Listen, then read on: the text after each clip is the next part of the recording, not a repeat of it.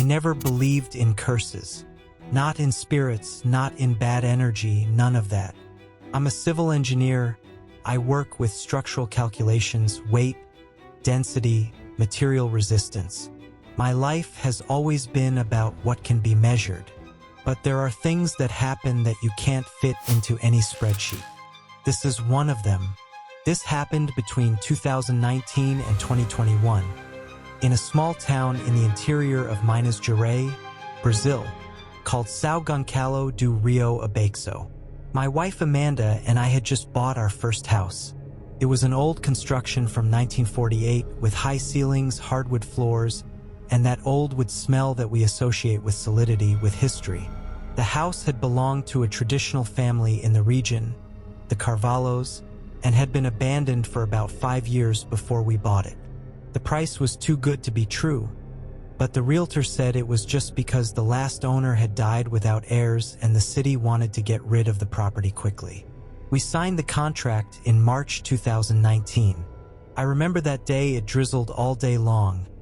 One of those late summer rains that leave everything smelling like wet earth. Amanda was thrilled. She's an architect, so she already had 1,000 plans to renovate, change tiles, paint walls. I just wanted a place of our own, you know? Away from rent, away from the hustle of Belo Horizonte. The idea was to work remotely 3 days a week and live more calmly. For the first few months, that's exactly what it was. The house was large, 3 bedrooms, spacious living room, kitchen with a wood stove we never used, and a huge backyard with jabuticaba and guava trees. There was also a basement, which was more like a cold pantry under the kitchen. Wooden stairs, low ceiling, raw cement floor. We barely went down there. Amanda stored preserves and old tools that came with the house. I only went in about 3 times in the first semester. The routine was good. I'd wake up early, have coffee while looking at the backyard through the window, work until lunchtime. Amanda taught online classes in the afternoon. At night, we'd watch series, play cards, talk. Couple stuff when you're still in the good phase, you know? No fighting, no neurosis. The town was peaceful. Everyone knew each other. On weekends, we'd go to the market, buy bread at Mr. Waldemar's bakery, have beer at the bar on the corner. Simple life. Until that October, Amanda decided she wanted to turn the basement into a studio. She had started doing pottery as a hobby and needed a cool place, without much direct light. Made sense. On October 12th, a holiday, we went down together to clean the space. We took a broom, dustpan, bucket, rags. The place was dusty, with cobwebs in the corners and that old mildew smell. That's when we saw it. In the left corner of the basement, under an old wooden shelf we had just removed, there was a large stone on the floor. It wasn't part of the floor. It was a gray granite slab, somewhat irregular, the size of a manhole cover, and on it was carved a symbol. It wasn't graffiti, it wasn't paint. It was sculpted into the stone, deep with thick, precise lines. The design looked like a 6-pointed star, but distorted. The points were curved, almost organic, and in the center was a circle with 3 lines crossing to form something like a stylized eye. Around the circle, small radial scratches, as if they were eyelashes or rays. Amanda took a photo right away. "How crazy," she said, running her hand over the stone. "Must be something from the old family. Like a coat of arms, I don't know." I tried to lift the slab. It didn't budge.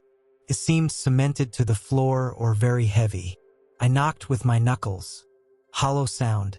Underneath there was something, probably earth or a cavity. "Leave it alone," I said. "We'll cover it with a rug or put the work table on top." She agreed. We finished cleaning, went up, took showers.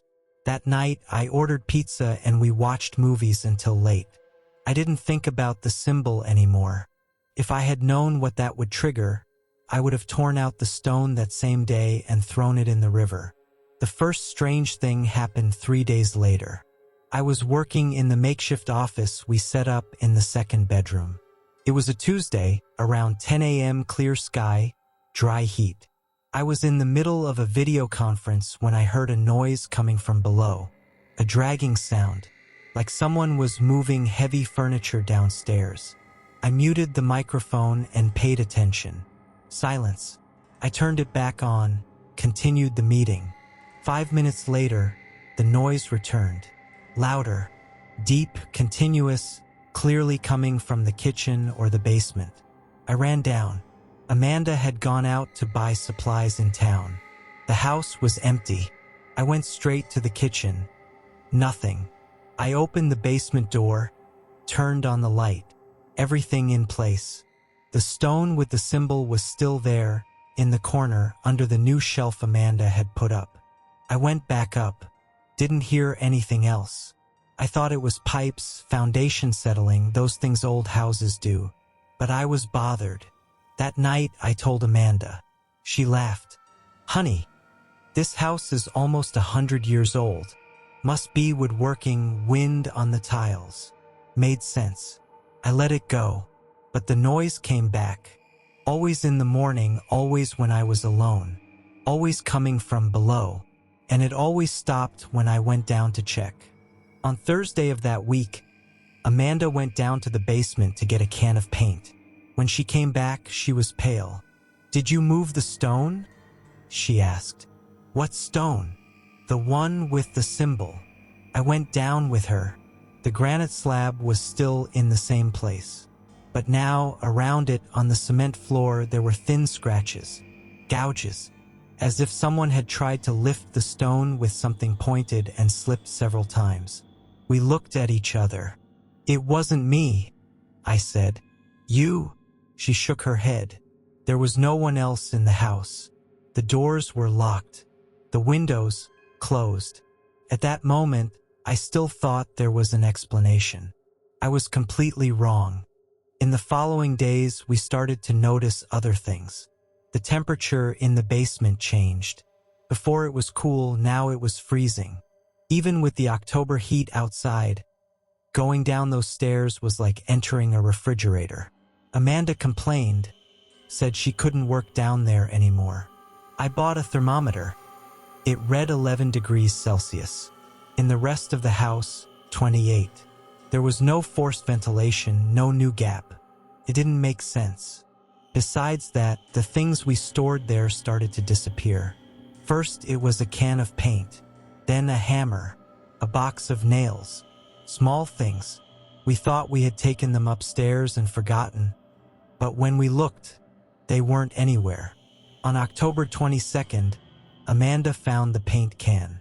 Inside the symbol, someone had placed the open can in the center of the stone, and the paint, blue, had dripped through the carved lines, filling the entire design. When we saw it, it looked like the symbol was glowing, like those ritualistic drawings in movies. I was pissed. "Someone's breaking in here," I said. "It has to be." We changed the locks, put on reinforced bolts. I bought a security camera and installed it in the living room, pointed at the kitchen door, the only access to the basement. For 3 nights, nothing happened. On the 4th night, the camera recorded. I reviewed the footage the next morning. 2:37 a.m. The kitchen door opens by itself, slowly. There's no wind. There's no one pushing. It just opens. It stays like that for about 20 seconds. Then it closes, again by itself. I showed Amanda. She sat in the chair, silent, looking at the laptop screen. Then she said, "We need to know what's under that stone." On Saturday, October 26th, we called a mason. Taninho, an acquaintance of Mr. Waldemar's. I explained that there was a slab in the basement I wanted to remove.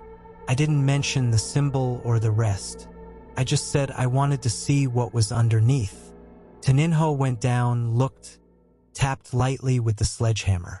"This here isn't part of the original foundation, sir.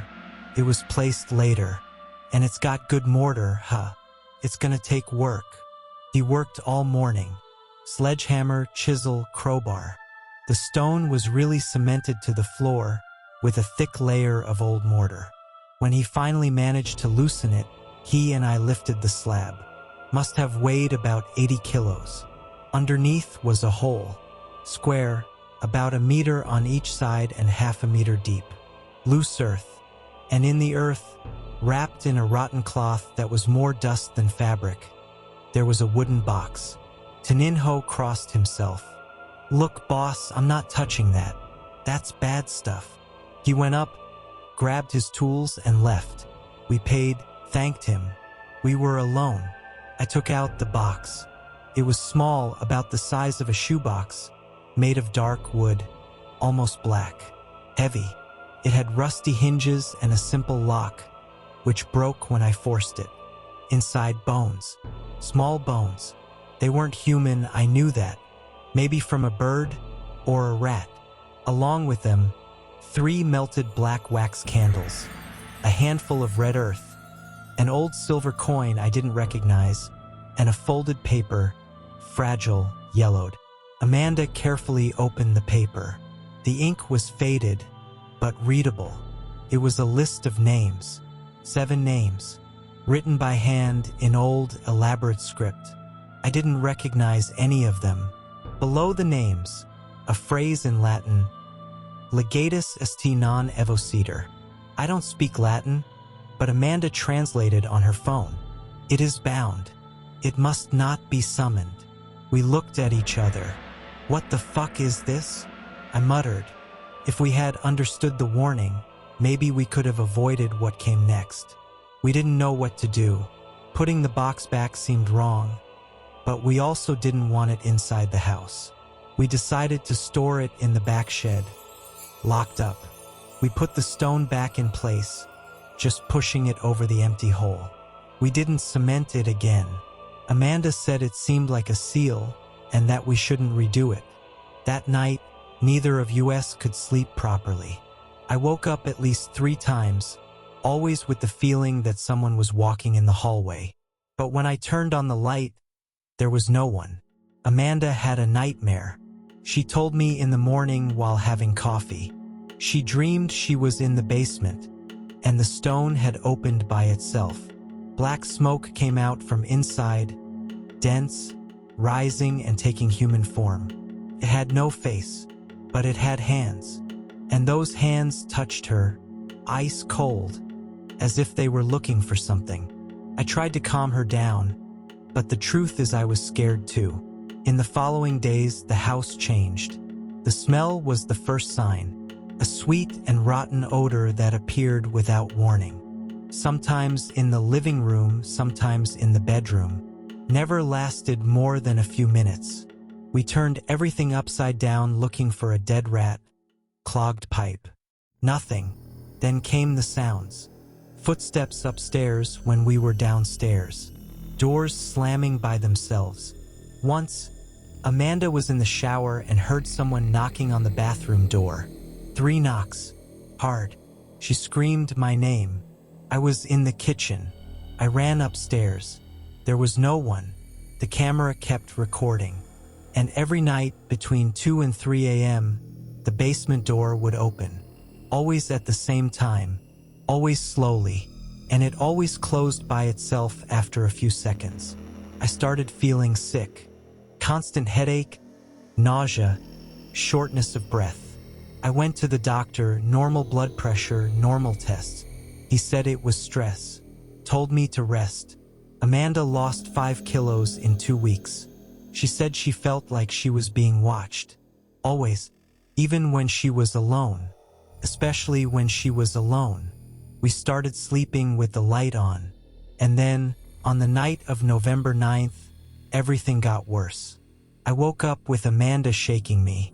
Must have been around 3 a.m. She was sitting on the bed, pale, eyes wide. "There's someone downstairs," she whispered. I listened. Silence. "Honey, there's no one. The door's locked." I heard it. Someone coming up the basement stairs. I grabbed my phone, opened the camera app. The live recording showed the empty living room. Kitchen door closed. See? Nothing. but she insisted. I heard it, I swear. I got up, went to the hallway, turned on all the lights, went downstairs, checked the kitchen door, locked from the inside as always, looked out the window, empty backyard, went back to the bedroom. There's no one. She lay down again but remained tense. Me too. I kept looking at the ceiling, trying to fall back asleep. That's when I heard it. Footsteps. Slow. Coming up the basement stairs. They weren't normal footsteps. They were dragging. Heavy. And they were clearly coming from inside the house. I sat up in bed. Amanda too. We looked at each other. I felt my heart racing. The footsteps stopped at the kitchen door. Silence. Then 3 knocks. On the door. Hard. Rhythmic. Knock. Knock. Knock. I got up, grabbed the baseball bat I had started keeping in the bedroom, went down slowly, Amanda behind me. The lights were on. The kitchen door was still closed. I opened it slowly. Empty. I looked at the basement door. Locked. The key was hanging on the nail on the wall as always. Who's there? I shouted. Nothing. But when I went back to the bedroom, I knew. There was no more denying it. There was something wrong with that house. Something that had been buried under that stone. And we had released it. At that moment, I realized it wasn't us who had discovered the symbol. It was the symbol that was waiting to be discovered. The next day, I looked for information about the house. I went to the registry office, talked to old people in town. What I discovered left me frozen. The house had indeed belonged to the Carvalho family. But before them, between 1920 and 1948, it had been the property of a man named Estevao Perez. He was known in the region as a healer. He did blessings, removed evil eye, prayed over children. But he also had a reputation for dealing with heavy stuff. Macumba, divination, those things. According to Dona Maria, an 87-year-old woman I interviewed, Estevao died under strange circumstances. He was found dead in the basement of the house in 1948. Suicide, they said, but no one ever really understood. The body was in a strange position, kneeling, facing a stone on the floor. The stone. They said he had sealed something there, Dona Maria murmured. Something he himself had called and couldn't send away. The Carvalho family bought the house but never touched the basement, left it as it was. And after they died, no one else wanted to live there. I thanked her, left, and called Amanda, told her everything. She was silent for a while. Then she said, "We need to leave." But it wasn't that simple. We tried to sell the house. Put up ads, lowered the price. No one was interested.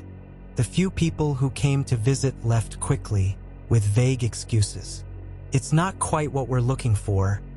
The energy isn't good. We'll think about it.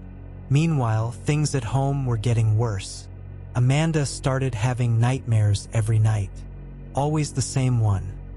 The faceless figure coming up from the basement, entering the bedroom, standing still beside the bed, watching. I started seeing things. Shadows in the corner of my eye. Figures passing quickly through the hallway. Once, I swear, I saw someone standing at the basement door, just for a second. When I blinked, there was nothing. The house was always cold now. Even in November, even with the windows closed, the temperature inside didn't go above 15 degrees. We lived in jackets. And the stone. Every time we looked, it seemed like the symbol was deeper, darker, as if it were alive. On November 18th, Amanda found marks on the bedroom floor. Scratches. Thin, long, as if someone had dragged nails across the hardwood. They formed a pattern. The same symbol from the stone. She panicked. "I can't take it anymore. We have to get out. Today." I agreed. But when we went to pack our bags, we realized we couldn't leave. Every time we really tried to leave, not just go out to buy bread, but pack our things and go. Something happened. On the first attempt, the car wouldn't start. Dead battery. We called the tow truck.